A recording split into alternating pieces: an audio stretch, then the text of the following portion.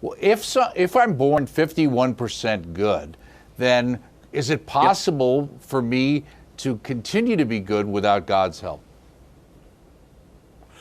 Without God's help, no. Because obviously the 51% good that you have is already with God's help. Because that 51%, what that means is God is present to you, right? So already you're living in grace. The complete corruption of nature would mean that God just simply withdrew. Just I've given up on humankind. That's it. And of course, then if that were true, Calvin would be right? Your nature would be completely corrupted. But notice that the corruption of the will occurs when God withdraws. But God doesn't withdraw in that Calvinistic sense at all.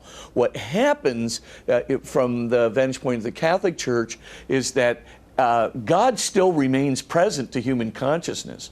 What Adam did is chose to put on a pair of dark glasses, as it were, to look at the divine presence.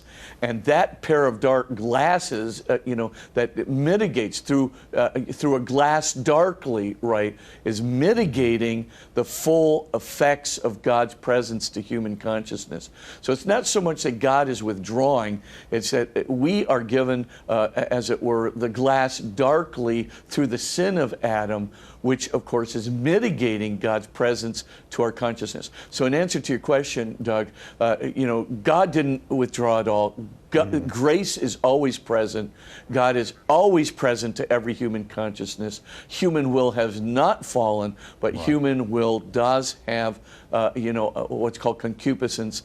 Human will does have this glass darkly through which it's looking at the presence of God, which means that it cannot fully feel and appropriate the effects of God's presence as we could prior to the sin of Adam and Eve, the first man and woman.